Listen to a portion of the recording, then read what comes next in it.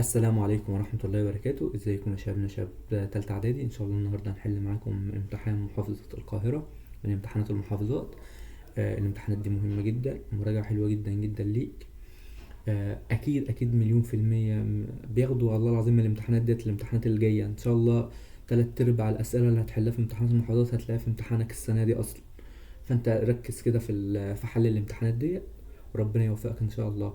كمان انا عامل لكم مذكرة مراجعة نهائية، لمت لك فيها المنهج كله، شرحه، مصطلحاتك، كل حاجة حرفيا والله في المذكرة دي. 40 ورقة ان شاء الله، مش هيطلع منهم الامتحان ان شاء الله. اللي عايز هيكلمني على الرقم اللي هنسيبه في الفيديو ده. طيب السؤال الاول بيقول لك: يستخدم العدسة نقط في تصحيح قصر النظر. قلنا زمان قصر النظر يا ولاد اللي بيستخدموا، قصر النظر فيها حرف القاف، اللي يبقى على طول عدسة ايه؟ عدسة مقعرة. يبقى اللي يستخدم في تصحيح قصر النظر عدسة ايه؟ عدسة مقعرة. طيب يندمج المشيج المذكر مع المشيج المؤنث في عملية الإخصاب لتكوين، طبعا لتكوين الزيجوت أو اللقاح. طيب حاصل ضرب سرعة الجسم المتحرك في الزمن، طبعا ده يدينا المسافة. طيب بيقولك: ما معنى قولنا أن مقدار الإزاحة 10 متر؟ في سؤال ما معنى قولنا أن، أو ماذا نعني؟ عرف كلمة مقدار الإزاحة. يعني إيه مقدار الإزاحة يا ولاء؟ يبقى أول سؤال ممكن نحلوه كده، نقول له كده اللي مقدار الإزاحة ده أي أن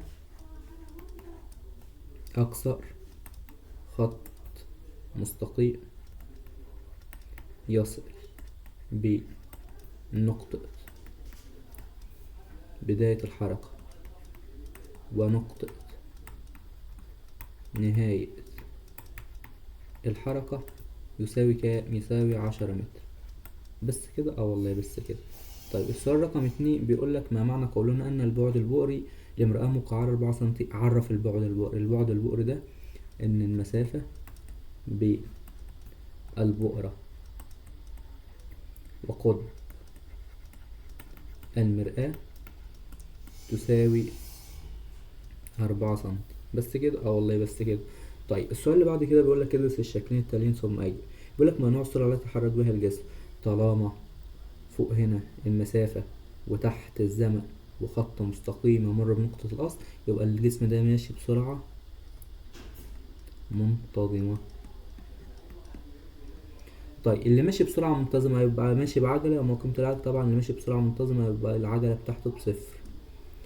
طيب بيقولك: ما اسم الكائن الحي وطريقة تكاثره؟ طبعا ده عفن الخبز يا ولاد، ده عفن الخبز. طيب ما اسم التكاثر؟ طبعا بيتكاثر بمين؟ أيوه، بيتكاثر بالجراثيم او الابواق. حاجه اسمها الجراثيم او ايه، او الابواق. طيب السؤال اللي بعد كده بيقول: اذا كانت المسافه بين الجسم وصورته في المرآة المستوية 8 متر. يعني بص الراجل الطيب ده كان واقف هنا، دي مراية مستوية، كان الراجل مثلا واقف هنا مثلا، يعني صورته بتيجي خلف المرآة هنا، يبقى ده مين؟ ده الجسم مثلا، وده الصورة مثلا يعني. طيب بيقولك: اذا كانت المسافة بين جسم المرآة وصورته، الجسم والصورة كانت كلها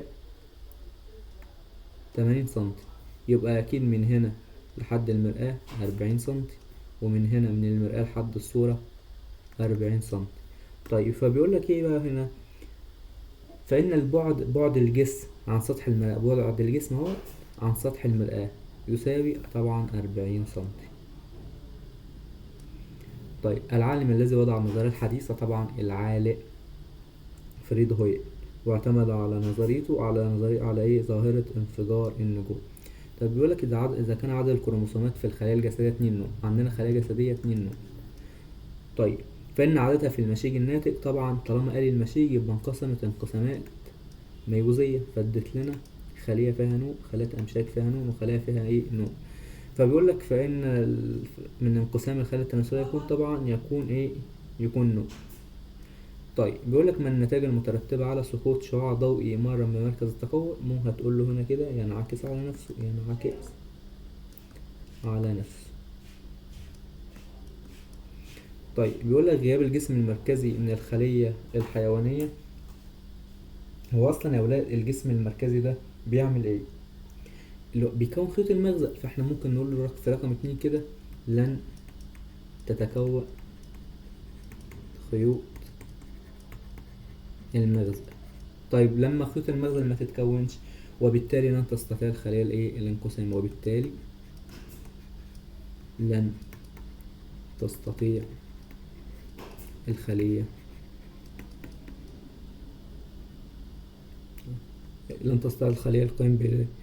القيام بالانقسام. طيب يقولك وضح ظاهرة العبور التي تحدث بين الكروماتيدين الداخلين المجموعة الرباعية. ممكن نقول له كده مسؤول عن التنوع الصفات الوراثية في أفراد النوع الواحد. يبقى ظاهرة العبور دي يا أولاد رقم ج. مسؤولة عن إيه؟ مسؤولة عن مين؟ عن التنوع، عن تنوع الصفات الوراثية، عن تنوع الصفات الوراثية. حلو. في أفراد النوع إيه؟ في أفراد النوع الواحد. طيب الصفحة اللي بعد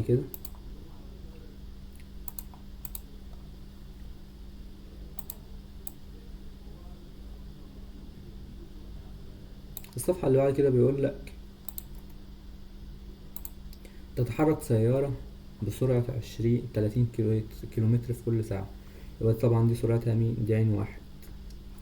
وعند استخدام السائق الفرامل توقفت ديت، يبقى عين 2 بتاعتها بتساوي 0. طبعا ده مين؟ ده الزمن. احسب العجلة، هتقول له والله ج بتساوي، مش عايز يحسب العجلة، يبقى ج بتساوي عين 2 ناقص عين 1 على دلتا زائد، هتساوي عين 2 بكام؟ بصفر، ناقص عين 1 اللي هو 30 على دلتا زائد اللي هو 10 ثواني، سالب 30 على 10 طبعا فيها سالب 3 متر لكل ثانية تربيع. بس كده انت حليت المسألة. طيب بيقول لك صوب ما تحته خط، توضع مرآة مستوية على يمين ويسار قائد السيارة، مرآة محدبة ولا مكان مستوي، مرآة محدبة. طيب السرعة النسبية ناتج قسمة المسافة الكلية المقطوعة، طبعا السرعة المتوسطة. طيب بيقول لك غاز الهيدروجين والنيتروجين اللذان انتجا النجوم، طبعا لا مش الهيدروجين والنيتروجين، الهيدروجين والهيليوم. نيتروجين ومين؟ والهيليوم بنسبة كام؟ هيدروجين بنسبة 75 إلى هيليوم بنسبة كام؟ 25. اوعى تنسى النسب دي مهمة جدا. طب بيقول لك لا يمكن استقبال الصورة متكونة بالمرآة المستوى على حال، هتقول له كده لأنها صورة ايه؟ غير حقيقية، ولا لأنها صورة غير ايه؟ حقيقية، ناتجة من تلاقي امتدادات الإشعة المنعكسة. طيب رقم 2 بيقول لك ايه؟ تتقلص خيوط المغزل أثناء الطور الانفصالي في الانقسام الميتوزي. ليه بتتقلص خيوط المغزل أثناء الطور الانفصالي؟ هتقول له كده لتكوين مجموعتين متماثلتين من الكروموسومات، لتكوين مجموعتين متماثلتين من الكروموسومات. حلو قوي. أحادية مين؟ أحادية الكروماتيد. تتجه كل منهم إلى مين؟ إلى قطبي الخلية. تتجه كل منهم إلى قطبي مين؟ إلى قطبي الخلية. طيب بيقول لك السؤال اللي بعده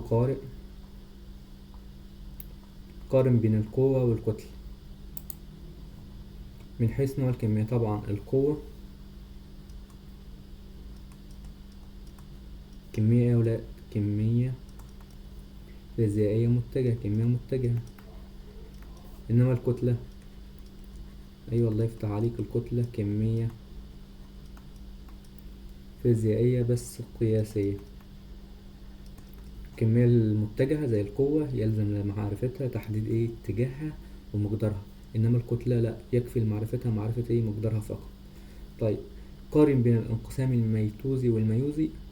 طبعا الميتوزي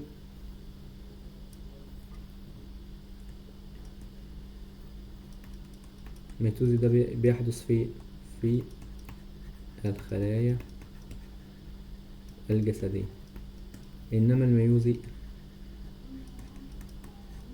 ده يا ولاد يحدث في مين؟ يحدث في الخلايا، في خلايا مين؟ في خلايا المناسل. طيب السؤال اللي بعد كده بيقول لك اكتب المصطلح العلمي. تقع في احدى الاذرع الحلزون وغير ضرب التبانة على حافة المجرة. طبعا دي المجموعة، قصده هنا على مين؟ المجموعة الشمسية. طيب نقطة في باطن العدسة تقع على المحور الأصلي في منتصف المسافة بين وجهيها. طبعا ده هنا بيتكلم على مين؟ على المركز البصري صاد. طيب كرة غازية متوهجة كانت تدور حول نفسها. طبعا ده تعريف السديد. طيب بيقول لك ما صفات الصورة المتكونة. طبعا الجسم هنا واقف عند مركز التكون، هتاخد صورته كده أيوة، فينعكس مرة بمين؟ فينكسر مرة بمين؟ بالبؤر. وشوح تاني كده هوب يمر بمين؟ بساط. فالجسم صورته هتتكون في الحتة دي كده تقريبا، معلش انا مش عارف اظبطها. المهم اللي هتبقى حقيقية مقلوبة مساوية للجسم. طيب السؤال اللي بعد كده بيتكلم، بيقول ماذا يقصد بجسم يتحرك في خط مستقيم بحيث يقطع مسافة 20 متر لكل ثانية؟ هو يقصد بالكلام الوحش ده أو لا؟ كلام ولا كلام وحش ولا حاجة. تقول له الجسم يتحرك بسرعة منتظمة تساوي 20 متر لكل ثانية. أن الجسم، رقم 2، أن الجسم يتحرك بسرعة منتظمة تساوي 20 متر لكل ثانية. بس كده؟ والله بس كده. طيب في رقم ج رقم واحد بيقول متى تكون السرعة النسبية للجسم المتحرك تساوي ضعف سرعته الفعلية؟ هتقول له كده عندما يتحرك الجسمان بنفس السرعة وفي اتجاه متعاكسين. عندما يتحرك الجسمان عندما يتحرك الجسمان بنفس السرعة وفي اتجاهي متضادين، ساعتها السرعة النسبية، ساعتها عين نسبي هتساوي 2 من عين فعلي. طيب ازاي؟ اهو تعمل الموضوع بسيط. لو احنا مثلا هنا في عربية مثلا يعني العربية دي ماشية كده، ماشية في الاتجاه ده مثلا بسرعة 50 كيلو مثلا، وعربية تانية واقف فيها راجل، فيها مراقب ماشي، بس ماشية في الاتجاه ده برضو، ماشية بسرعة 50 كيلو متر. طيب انا عايز نحسب السرعة النسبية هنا، فانت هتقول له السرعة النسبية طالما الجسمين ماشيين في عكس الاتجاه، صح؟ ماشيين في عكس الاتجاه، بقى هتجمع مجموع السرعتين، مجموع سرعة المراقب الراجل اللي واقف هنا بيراقب العربية دي، صح؟ سرعة المراقب زائد السرعة التانية، فهيطلع كام؟ عين فعلي، عين نسبية، السرعة النسبية هتطلع 100 كيلومتر. طيب 100 ديت بالنسبة للسرعة الفعلية ضعفها اهي. فامتى السرعة النسبية تساوي ضعف السرعة الفعلية؟ لما الجسمين يبقى بيتحركوا بنفس السرعة وفي اتجاهي متضادين.